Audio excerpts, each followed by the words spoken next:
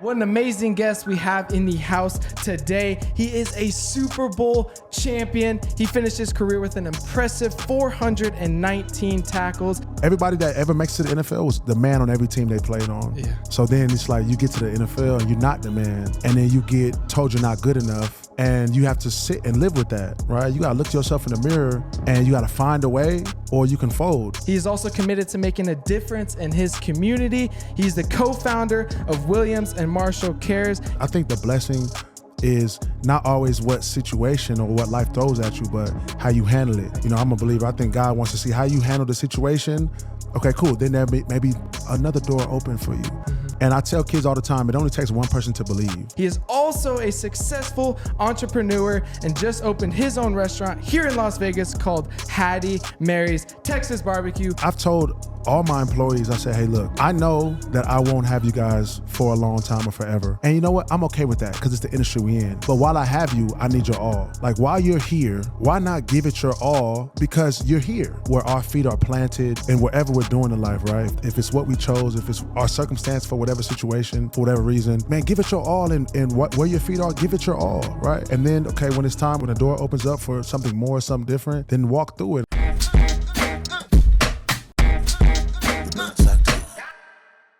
Please welcome Brandon Marshall.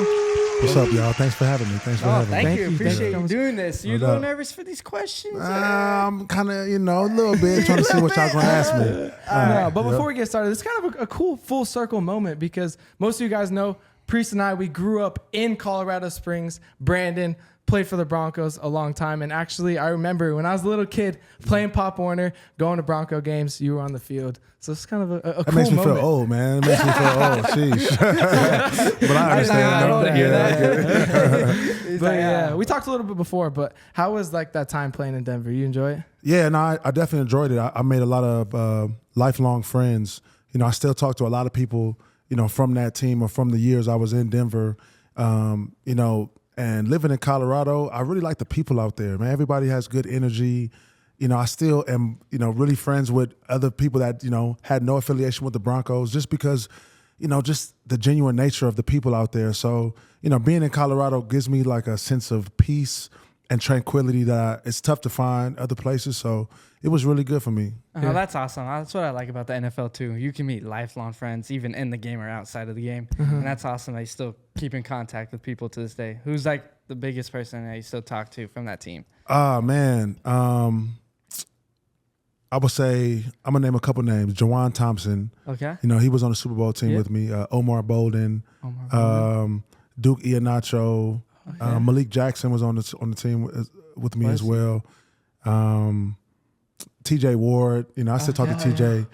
So I still talk to a few guys from that team. That's awesome. That's really cool. Lifelong friends. Those Colorado mountains, though, man, they're different. They're beautiful. Here in Vegas, you got some mountains, but man, Colorado's a different place. These are fake mountains compared to Colorado. I've actually never really been to these mountains. So I was born and raised here. I never really even, I can't remember that I was, ever went to a mountain out here. I know Mount Charleston. People always talk about that. I just can't remember ever going to Mount Charleston, even though I'm sure if I asked my mom, she'd tell me we went. We've but been. yeah, I would go to the mountains in Denver though. Yeah, for sure. You get spoiled out there. Yeah. It's different. We can go skiing up there. You can go hiking. Here it's like too hot to go hiking, and then you don't get really too much snow, but it's whatever. But let's get into the first question of this. So this one you're gonna have to burn one and then chill one. Okay. Burn or chill, catching a pick six or getting a strip six? Oh, I think you gotta burn the pick six. Pick six? You gotta burn the pick six. I mean, the strip six is dope though. You strip it and you pick it up, right? I scored a touchdown on a fumble. Now I didn't strip it. Von Miller stripped it. But You know what I'm you saying? right there. I picked it up and I scoop and Still score, so tight. it was dope. But Hey, same. a pick six, there's nothing like it. That's like poetry in motion. Yeah. Pick six is like poetry in motion for sure. What was your thoughts on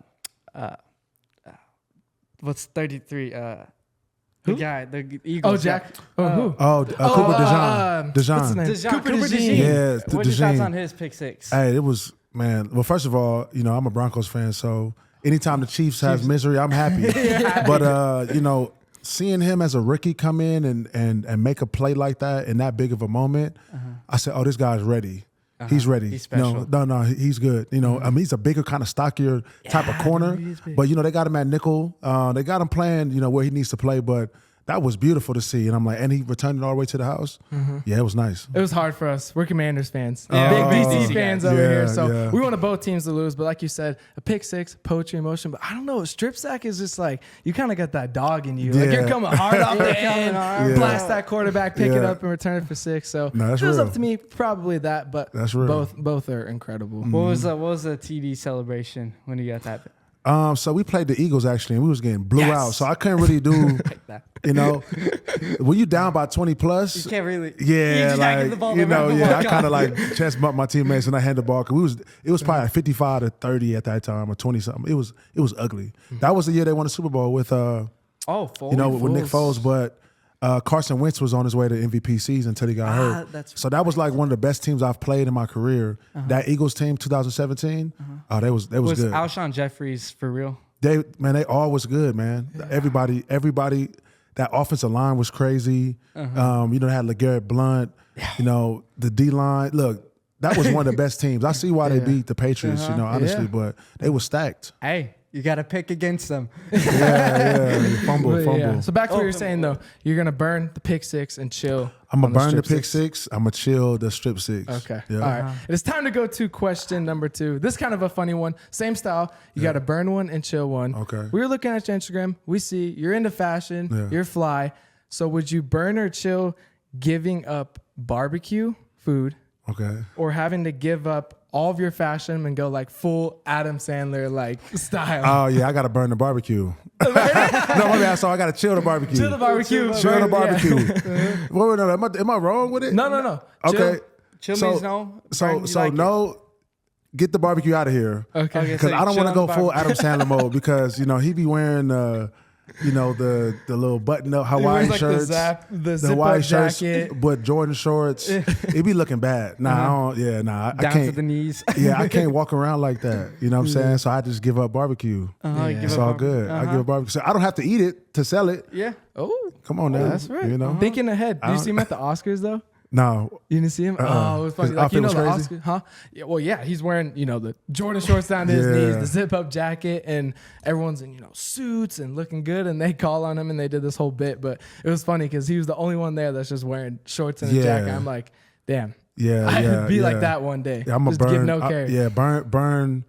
You know the outfits, man. I gotta wear the fits. You gotta look good, man. Your image, right? You know? Hey, Yeah, come dress to on. impress. Absolutely. Hey, I'm when not you look doing good, you that. feel good. Hey, I like my style though. It's Yeah. different. It's different. But let's get into question number 3. Same exact format. Burn one. You have to burn one, and you have to chill one. Burn or chill playing against a running back that's fast and speedy and little, or playing against a big physical running back like Derrick Henry. for example. Yeah. Hey, this is actually a tough one. You know why this is a tough one? Because, you know, I played against Adrian Peterson. I played against Yeah. Marshawn Lynch, who was actually the toughest running back I've ever had to tackle. Ooh. This is a tough Nah, one. you know why it's a tough one? Because it's easier to tackle the big guys. When I say easier to tackle them, right? It's, you know, they don't have as many moves. Yeah. All right, It's you kinda know, just right at you the a little agility ain't top tier, right? Like Chris Carson right now for, I think he's still with the Seattle Seahawks, big guy Yeah, type. yeah, but yeah. but what I'm saying is, okay, he runs and I can hit him. It's not too much, you know. Yeah. So I'm gonna have to burn playing the big running Big back guy. because it's just easy to tackle him. Yeah. You know, All what you I'm really saying? got to worry about them is just trying to run you over. Just run you give over, a good and stiff that's arm. cool. And then you got a good leverage, you good. You know what I'm saying? But what the do they little say? quick Low guys, man wins. absolutely. Those little quick guys, though, no, it's tough. Sometimes it's tough to tackle them. Dude, those guys are speedy though, bro. Like the Darren Sproles of the world. I know that's a little older, Darren but Sproles, you know, dude, that was like Yeah. right when I was Saints growing up. legend. yeah. Yeah. So Saints, Eagles. You know, Darren Sproles was a good player. What about LeGarrette Blunt?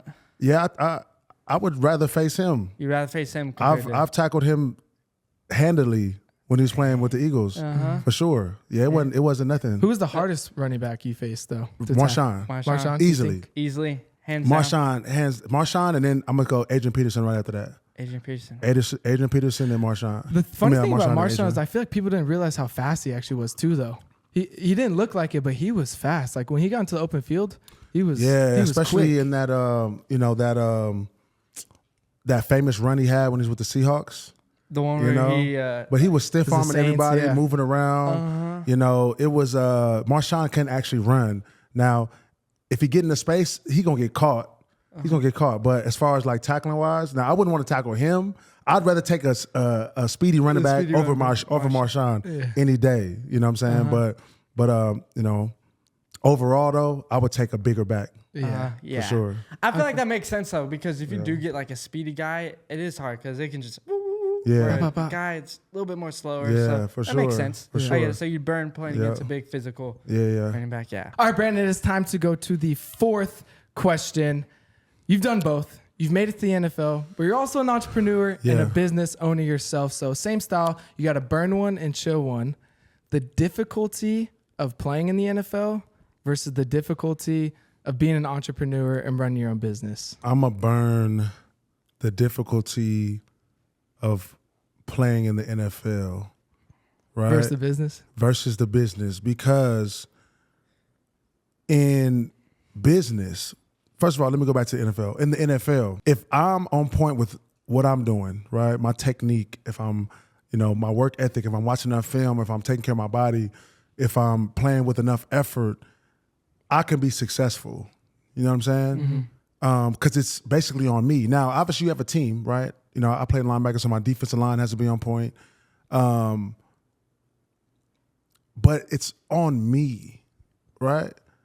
Whereas in this food and beverage industry and the entrepreneurship industry, because I have almost 50 employees. I probably have about 47 now. Wow. Okay. And the tough thing about that is first of all, like quality control. Actually, no. First of all, showing up. Trying to get people to show up consistently is tough. Okay. So cool. We open every day at 11 a.m. And every morning I'm like, all right, what's going to be the issue today? You know, are they going to make the mac and cheese correct? Are they going to show up? You know, are they going to, is the service going to be up to par? Is the food going to be, you know, up to par as far as taste? Are we going to run out of anything, right? So it's a lot of different things to factor, and a lot of it is not on me, right? A lot of it is, okay, we hire people, we train people, they know the standard, and then now they have to execute. But people don't really execute. You know what I'm saying? It's not really in people's DNA to execute something consistently, right? And so I would say I'm a chill, you know, being an entrepreneur as far as that aspect goes, because I literally have to rely on, let's say I have 15 or 16 people at a time every shift. I got to rely on those 16 people to produce a good product as far as food, service, you know what I'm saying? Everything, right? On point. And so that's the toughest part, because it's like, well, hey, if I had 16 of me on the floor, I'd be okay. Yeah. Yeah. You know what I'm saying? Yeah. But everybody's mindset is different. And everybody doesn't care. People want to be lazy. They don't want to show up. They, you know, it is what it is. It is what it is. Yeah, And that's- especially being in a market like Vegas, where you have restaurants on the strip and outside of the strip, you got to compete with them. And Got to compete. And then it's like reviews, right? It's reviews. Now, there are some people that, for one thing that I don't like is people will like a place and not leave a review. But if they don't like it, they're more likely to leave a review if they don't like it than if One they star, do like 0 it. stars, You know what I'm terrible, saying? Which yeah. I hate that about people, right? Because if you should keep the same energy. If you like it, hey, go leave a review. If you don't, you know, that's fine, right? But keep it even. But people will leave reviews. So then it's like reviews help drive business up, or it can drive it down, because I'm sure we've all looked at Yelp Yeah, or Google oh, and they say, 3.2 stars. Let's check somewhere else. You know what I'm saying? Yeah. Right. I think last time I looked, I had 4.1, which is good. But you know, it's so many things that can, you know, hurt the business, right? Outside of, you know, the employees. And it's, you know, because I've had people come into the restaurant and say, hey, we saw a couple of your reviews. We didn't necessarily like it, but we decided to check it anyway. And like, oh, the food is great. So it's like people, you know, that's the influence. Yeah. You know, so it's tough, man. It's Yeah. tough. Whereas like the NFL, like you have to worry about yourself, first and foremost, you know, like for you as a business owner, you got to worry about, like you said, 40 other employees, but you got to focus on making like yourself ready to play each and every day. And the 10 other people on the field, it's kind of not really your responsibility, you know, in a lot of choices, but with business, it's totally different. And the thing is, right, just come on. I mean, we talk about passionate individuals that are playing the game of football, right? They're passionate. They've been working their entire lives for this. Another challenge is, right, the restaurant industry, a lot of this is like, it's a stepping stone for people. You know, it's a segue to something else. So, okay, cool. I'm working at Hattie Marie's for 2 months, 3 months, 5 months to get out. Okay, now I'm moving on to the next. Yeah. And then they may not care. Some people want to be career cooks or, you know, bartenders or whatever, but most people in the industry, they just want, okay, I'm going to be a server for a while. I'm just going to be a cook for a while and move on. I'm going to be a host then I'm going to go to another job. Everybody in the NFL, you know, they have drive and passion and they care about their craft because they've been working their entire lives to get to this moment. And so you can count on them to show up. You know, we're all human, so cool. I'm gonna miss a tackle, right? Somebody gonna miss a block, but I get it. But you can count on them to show up consistently and put in that effort in this type of industry where it's a stepping stone for most people. Sometimes they come in, I don't really care about how I cut this brisket. You know, brisket's expensive. And I'm gonna give them an extra piece. Like, no, don't give me an extra piece. Or I don't care how, you know, we cook the mac and cheese. Or I don't care how I, you know, serve this table, you know, if they have some concerns. You know what I'm saying? So it's tough. I think COVID changed a lot of that too. It made people a lot more or less motivated because, you know, for 2 years you're locked in your house and you didn't have to be motivated. You're getting checks from the government, all this different stuff. So now this like repercussion of COVID, especially in the restaurant industry, business, people don't want to work as hard and they're not willing to give maximum effort, like you said, each and every day, like you would on a football field or basketball court, whatever else you're in. And I've told all my employees, I said, hey, look, I know that I won't have you guys for a long time or forever. And you know what? I'm okay with that because it's the industry we're in. But while I have you, I need your all. You know, like while you're here, why not give it your all, right? Because you're here. Exactly. You know what I'm saying? So I think where my feet are, where our feet are planted, and whatever we're doing in life, right? If it's what we chose, if it's our circumstance for whatever situation, for whatever reason, man, give it your all, and where your feet are, give it your all, right? And then, okay, when it's time, when the door opens up for something more, something different, then walk through it. I'm okay with that. But while you're here and your feet are planted here, give it your all, no matter where you're at, because that's why I feel like the blessing is in. I think the blessing is not always what situation or what life throws at you, but how you handle it. Okay, and then cool. Okay, I think, you know, I'm a believer. I think God wants to see how you handle the situation. Okay, cool. Then there may be another door open for you. But a lot of my employees, sometimes they want a raise or a different position without even mastering your first role, you know? So, yeah. No, that's well said. That's absolutely well said. People get too comfortable with getting a second chance. Oh, man, don't even talk about that. Don't even talk about being comfortable. Yeah, I'm going to talk all day about this. But it's time to get into our fifth and final question. This is our burn moment question. A burn moment is a super hard time in life where you had to fight and overcome that's gotten you to where you are at today. What's the biggest burn moment that you've gone through in your life? Man, I've had multiple burn moments. You know, one was definitely when I was young. You know, I had a family situation. But I'm a go with, you know, when I got to the NFL, right? So my burn moment 100% in the NFL was, so I got drafted a fifth round to the Jacksonville Jaguars. And I kind of saw it as, oh, they drafted me, so okay, so they want me, right? Which obviously they want you, but, you know, I'm good, essentially. It's not that. No, it's not that. Because you got vets, you got people that's been in the league, you know, you got guys that are like, this is how they feed their families. So things wasn't going so well for me. So I ended up getting cut twice in 1 week. So I got cut on a Friday, and then I got cut again on a Thursday. And, you know, they said they needed room for an extra roster spot because, you know, Blaine Gabbert was hurt 1 week. Then Maurice Jones-Drew was hurt another week, right? So they got to trim the fat and bring an extra running back or extra quarterback. And clearly I'm the 53rd person on the roster. That's what I'm realizing, like, oh, I'm the last. When they rank the entire roster, I'm the last person on the roster because they keep cutting me. So after the second time he cut me, I take a drive down 95 South in Florida, and from Jacksonville. So I reached a town called St. Augustine, and it was like a beach town. Yeah. It was cool. And then so I was just driving, thinking like, hey man, you know what? At least I have my degree. Okay, I have my degree to fall back on. This, clearly isn't working out for me, right? Being cut twice in 1 week, but also the rejection, because I've never been rejected in that fashion, especially with something that I loved, because I've always been, everybody that ever makes it to the NFL was the man on every team they played on. Yeah. So then it's like you get to the NFL and you're not the man. Yeah.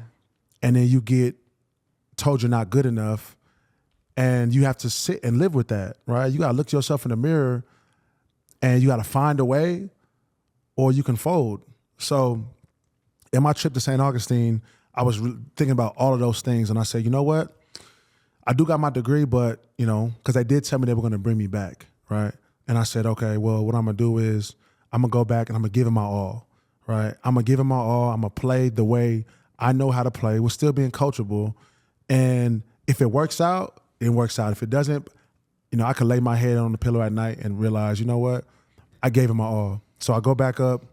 They brought me back on Monday, and I was just practicing with everything I had, and, it was good enough for the first couple weeks, and they activated me on the active roster from the practice squad. So they cut me, brought me back on the active roster, cut me practice squad. So I was on practice squad. Okay. And then they brought me on the active roster because I did well enough in practice. The season ended, and I had an exit meeting with my linebacker coach, and he said, he was talking to me about my season. He was like, hey, look, Brandon, he said, I'm not sure if the NFL is cut out for you. And that 100% was part of my burn moment, because at that moment I was like livid. I was hot, because this is something I put my entire blood, sweat, and tears. I've been playing football since I was 8. And you tell me that you don't think I'm cut out for this, right? So instead of lashing out at him, because I wanted to go off on him, but instead of that, I said, I'm going to put a chip on my shoulder and I'm just going to show you. And I worked really hard that summer, came back to training camp, only be cut again. So that's the third time I got cut. And so, you look in your mirror and you asking yourself, are you good enough? And it was a lot of that. Like, am I really good enough? And then after that, the Broncos called me. The Broncos called me, and they said they wanted me to come down and be on the practice squad. And so I decided to take the opportunity because they had Peyton Manning on the team. Yeah. And so I was like, hey, man, I'm going to go down there and play with some greats. Champ Bailey was on the team, Mm-hmm. And so I went down there and I practiced with that same intensity that I was practicing with in Jacksonville. And it was just crazy because it's like they saw me in a different light.